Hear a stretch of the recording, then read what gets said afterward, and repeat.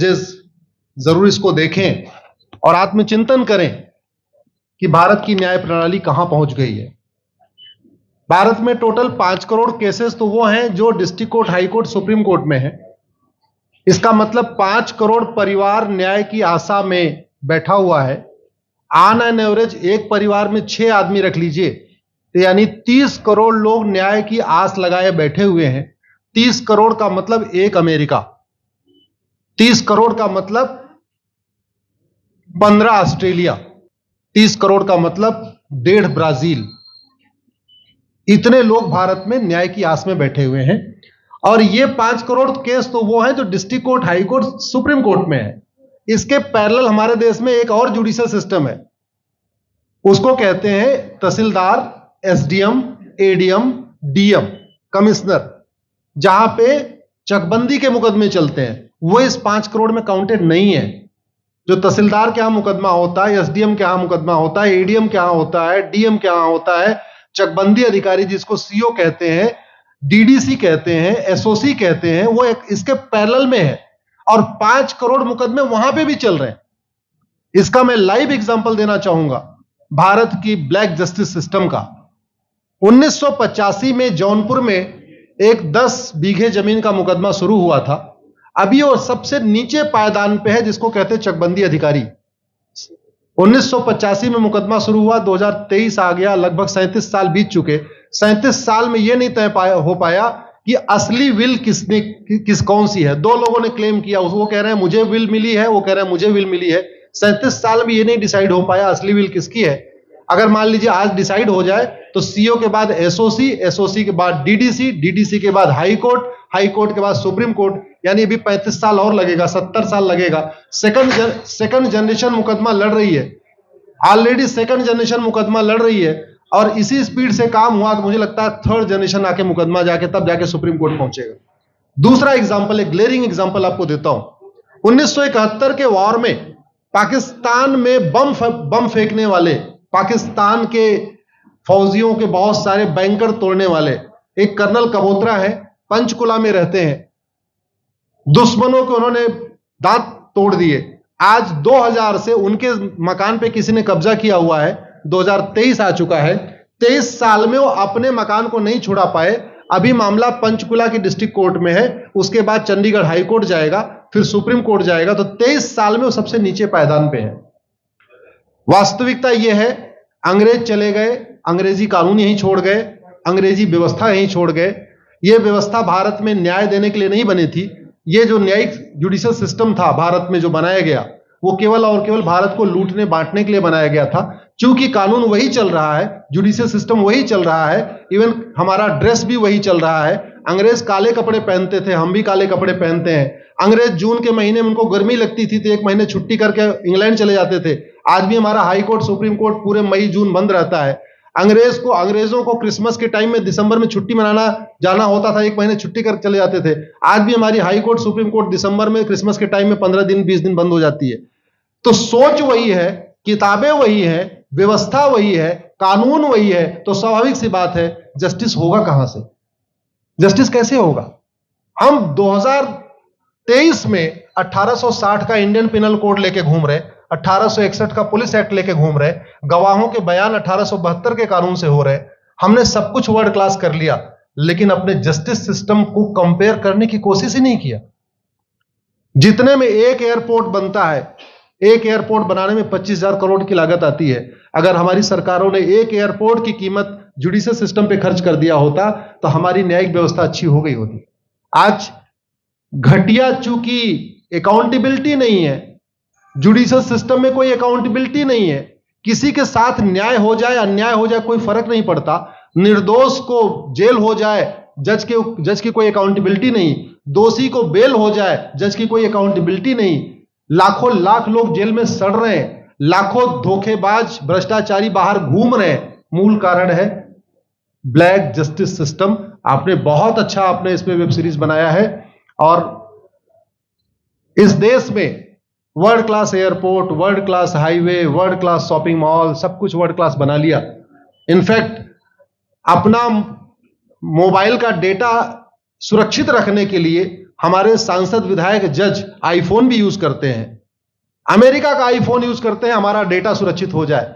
लेकिन भारत सुरक्षित हो जाए उसके लिए यह नहीं देखते कि जापान में कौन सा कानून है, अमेरिका में कौन सा कानून है, सिंगापुर में क्या अच्छा चल रहा है। कनाडा में रेंट का मामला एक डेट में खत्म होता है।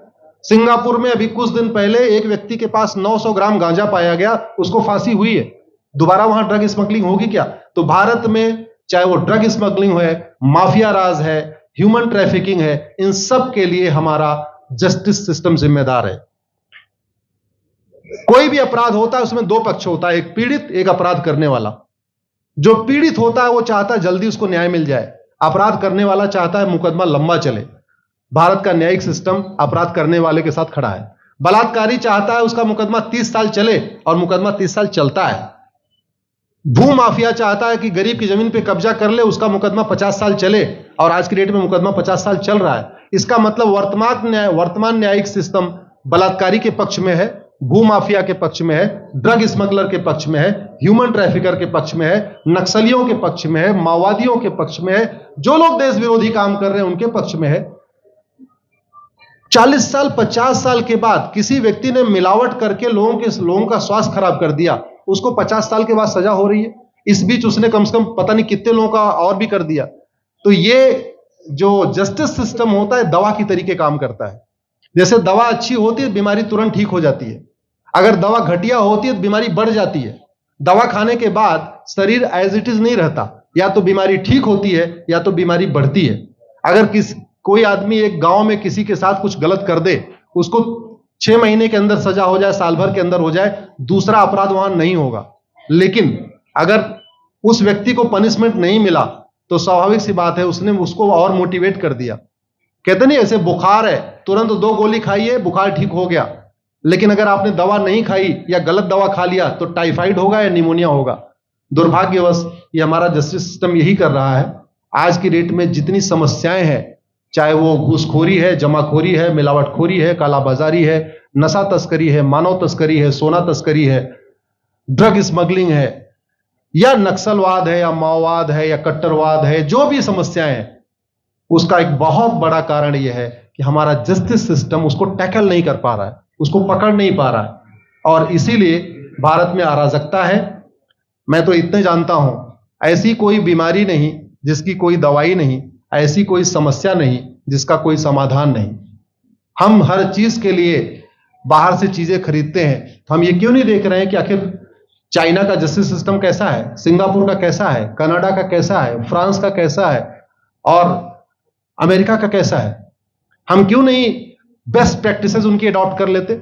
दुनिया के कई देशों ने नार्को पॉलीग्राफ ब्रेन मैपिंग कानून बना दिया। मेरी बहन दीपिका नारायण बैठी हुई है, ये लगातार फॉल्स केसेस के खिलाफ, इनको मैं देखता रहता हूं, एक्टिव रहती है। एक कानून बन जाए नार्को पॉलीग्राफ ब्रेन मैपिंग और कंप्लेन पे अंडरटेकिंग ले लिया जाए कि जो कुछ मैं शिकायत कर रहा हूं इसके लिए मैं अपना नार्को पॉलीग्राफ ब्रेन मैपिंग कराने के लिए तैयार हूं, हजारों की संख्या में फेक केसेस खुद ही खत्म हो जाएंगे। आज की डेट में लोग जुडिशरी की लापरवाही के साथ साथ फर्जी केस से परेशान है, फर्जी गवाही से परेशान है, फर्जी एफआईआर से परेशान है, हजारों परिवार परेशान है। कई बार देखा गया कि जो फैमिली के केसेस होते हैं उसमें कितने सारे फेक केसेस भी आ रहे हैं। तो जो वास्तव में दोषी हैं उनको पनिशमेंट नहीं मिल पा रहा है, जो निर्दोष हैं उनके खिलाफ फर्जी केसेस हो रहे हैं। आज की डेट में गांव में एक दबंग अगर जमीन कब्जा कर लेता है, किसी की हिम्मत नहीं पड़ती उसके खिलाफ कोई गवाही दे दे। लोगों को अपनी जमीन छुड़ाने में 30-30 साल लड़ना पड़ रहा है, 35 साल लड़ना पड़ रहा है। अगर 30 साल 35 साल के बाद कक्कड़ जी उसको अपनी जमीन मिल भी गई तो उसके साथ न्याय कहां हुआ? 35 साल में उसका टाइम बर्बाद हो गया, 35 साल में उसका पैसा बर्बाद हो गया, 35 साल वो मेंटल ट्रॉमा में रहा, 35 साल उसने तारीख पे तारीख झेली है। और मैं तो डिस्ट्रिक्ट कोर्ट में कई बार जाके देखा, ऐसे परिवारों को देखता हूं जिनके पास बस से आने के लिए पैसा नहीं है, साइकिल से आते हैं। ऐसे परिवारों को देखता हूं जो चाय नहीं पी सकते अपने पैसे से, बेचारे घर से रोटी बांध के और अचार लेके आते हैं, लेकिन वहां मजबूरी में वकील को पैसा देते हैं। तो हमारी कोर्ट कचहरी वास्तव में दलाली का अड्डा बन गया है, हमारी कोर्ट कचहरी भ्रष्टाचार का अड्डा बन गया है। और मैं दुख के साथ कहना चाहूंगा, अदालतों में न्याय हो नहीं रहा है, बल्कि न्याय बिक रहा है। जिनके पास पैसा है वो कि उन्होंने कितना बड़ा क्राइम किया हो, मर्डर किया हो, रेप किया हो, उनको जमानत हो रही है, और जिनके पास नहीं है वो बेचारे जेल में सड़ रहे हैं। कई बार तो देखा गया, मैंने मेरे मर्डर किया एक्स अनंत सिंह ने, लेकिन एक्स अनंत सिंह बाहुबली थे, उन्होंने थानेदार को 20 लाख रुपए दिया, वो वाई अनंत सिंह को लेकर जेल में डाल दिया, नाम वही है। अब उसके बाद क्या हुआ, 20 साल मुकदमा चला और फिर सबूत के अभाव में छूट गया। तो जिसने मर्डर किया वो तो कभी जेल गया ही नहीं, एक निर्दोष जेल गया, 10-20 साल के बाद उसने अपना जमीन बेचा, सब कुछ किया, मां बाप सब कुछ तबाह हो गए, फिर वो सबूत के अभाव में छूट रहा है।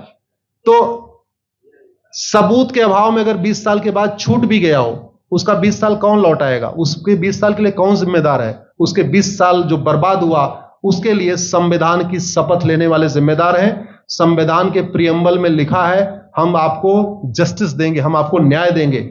न्याय देने की जिम्मेदारी किसकी? जिन्होंने शपथ लिया। शपथ कौन लेते हैं? जजेस लेते हैं, सांसद, विधायक, मंत्री लेते हैं।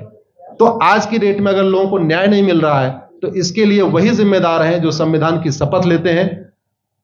संविधान की शपथ लेने वालों को वेतन, भत्ता, गाड़ी, बंगला इसीलिए मिलता है कि लोगों को न्याय मिल सके, फास्ट जस्टिस मिले, कंप्लीट जस्टिस मिले। अनफॉर्चुनेटली कंप्लीट जस्टिस मिलने में तो 50-60 साल लग जाता है, फास्ट जस्टिस तो सपना हो गया है। इसलिए आज आपने जो ये वेब सीरीज बनाई है, मैं आपको धन्यवाद देता हूं। एक ऐसे विषय पे जिसपे कोई टच नहीं करता, लेकिन जिससे करोड़ों लोग पीड़ित हैं। मैंने कहा ना, 5 करोड़ लोग सीधे district court, high court, supreme court के केसेस से पीड़ित हैं, और 5 करोड़ मुकदमे एसओसी, डीडीसी, तहसीलदार के यहां चल रहा है। तो अगर 5 करोड़ से 30 करोड़ लोग इधर पीड़ित हैं तो उधर भी पीड़ित है।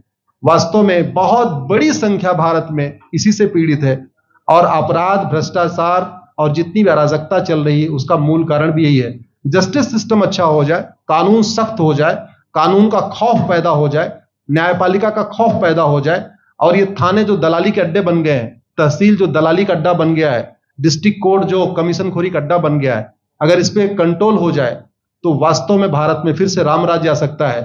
अगर जुडिशियल सिस्टम अच्छा हो जाए तो जो राम राज्य की कल्पना है, धर्म की जय हो, अधर्म का नाश हो, प्राणियों में सद्भावना हो, विश्व का कल्याण हो, मुझे लगता है उसको फिर से जीवित किया सकता है। आपने मुझे बुलाया कपिल जी, मैं आपको धन्यवाद देता हूं, और ये फिल्म बनाने के लिए, ये वेब सीरीज बनाने के लिए बहुत बहुत धन्यवाद देता रहता हूं। दीपिका जी लड़ती रहती हैं, इनको देखता रहता हूं। बहन नेहा जी आई हैं, ये अपने गानों से मुझे लगता है बहुत अच्छा आप लिखती हैं, और इसी तरीके से कड़वा सच आप लिखते रहिए, कड़वा सच गाते रहिए। लोग आज की डेट में, यंग जनरेशन कड़वा सच सुनना चाहती है। मीठे झूठ ने इस देश में शुगर, डायबिटीज पैदा कर दिया। भारत केवल लोग डायबिटीज से नहीं पीड़ित हैं, बल्कि हमारी व्यवस्था को डायबिटीज हो चुका है, और उस डायबिटीज को दूर करने के लिए नेहा राठौर जैसी बहनें जो सही बात कह रही हैं, दीपिका जी सही बात कह रही हैं, आप लोग जो है बहुत अच्छा काम कर रहे हैं। और आपने, कक्कड़ साहब, आपने बनाया वेब सीरीज, आपको विशेष आभार, धन्यवाद देता हूं। यही निवेदन करता हूं, इस वेब सीरीज को ज्यादा से ज्यादा देखें, और खास तौर पे अगर आपके जानने वाले कोई जज हैं, कोई आईएएस हैं, कोई आईपीएस हैं, मंत्री, सांसद, विधायक हैं, उनको भी एक बार फोन करके, व्हाट्सएप करके एक बार कहिए कि वो भी इसको जरूर देखें, क्योंकि अल्टीमेटली न्यायिक व्यवस्था बदलने की जिम्मेदारी उन्हीं की है जिनको वेतन, भत्ता, गाड़ी, बंगला, free air ticket, free rail ticket और वीआईपी व्यवस्था मिलती है। ये व्यवस्था उन्हीं को बदल